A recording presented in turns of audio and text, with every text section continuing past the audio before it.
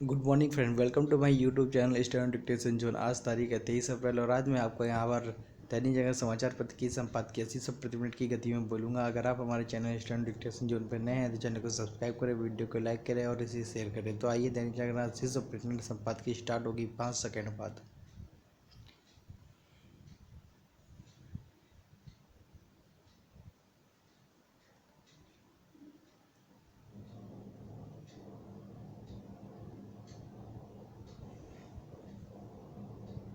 Start.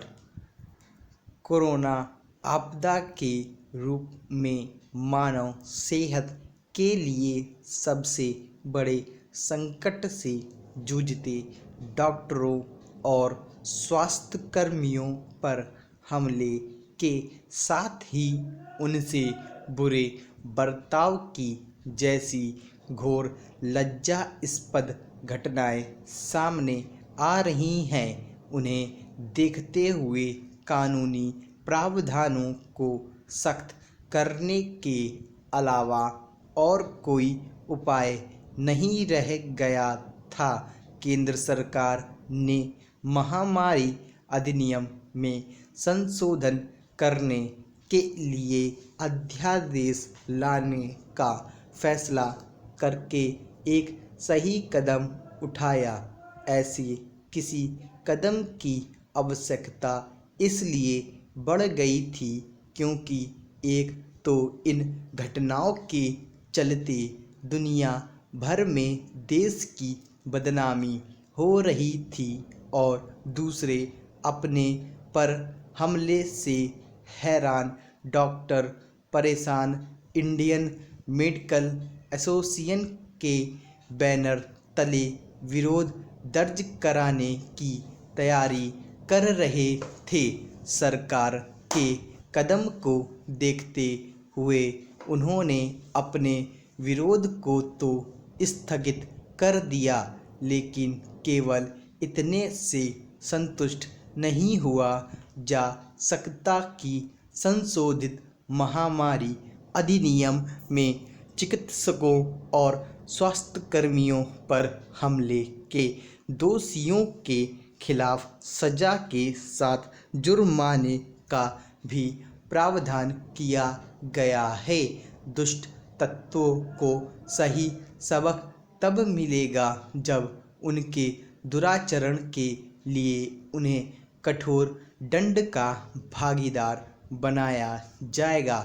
एक ऐसा माहौल बनाने की ज़रूरत है जिससे डॉक्टरों, स्वास्थ्यकर्मियों और साथ ही सफाई कर्मियों के खिलाफ हिंसा और अभद्रता कर रहे तत्व भय खाए।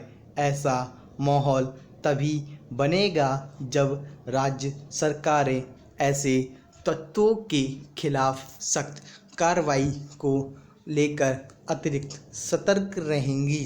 उन्हें अपनी कार्रवाई से यह संदेश देना ही होगा कि डॉक्टरों, स्वास्थ्यकर्मियों, सफाई कर्मियों के साथ पुलिस पर हमले को किसी भी कीमत पर सहन नहीं किया जाएगा।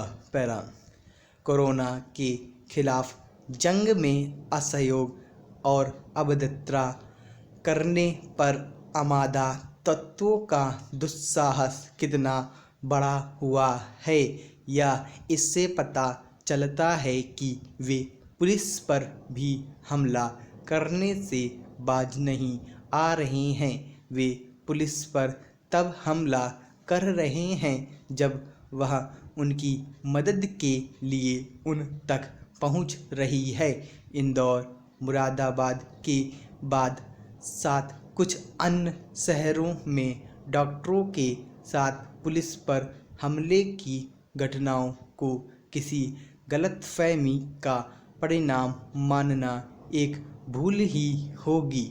ये घटनाएं तो किसी सुनियोजित दुष्प्रचार का हिस्सा जान पड़ती है। इस दुष्प्रचार को रोकने की जितनी जिम्मेदारी शासन प्रशासन की है, उतनी ही समाज की भी। निसंदेह जागरूकता की कमी असामान्य आचरण का कारण बन सकती है, लेकिन इसका यह मतलब नहीं कि डॉक्टरों और पुलिस पर हमला किया जाए। पुलिस पर हमला तो कानून के शासन पर आघात है। पुलिस को निशाना बनाने का मतलब है कानून के शासन को छिन्न भिन्न करना। महामारी अधिनियम में संशोधन सर्वथा उचित है, लेकिन उन कारणों का निवारण भी जरूरी है जिनके चलते कानून के शासन की हेठी होती है। स्टॉप। तो ये आपकी 80 मिनट की संपादकी पूरी होगी। आशा करते हैं आप लोगों ने अच्छी तरीके से लिखा होगा। आइए अब 100 मिनट संपादकी स्टार्ट होगी 5 सेकंड बाद।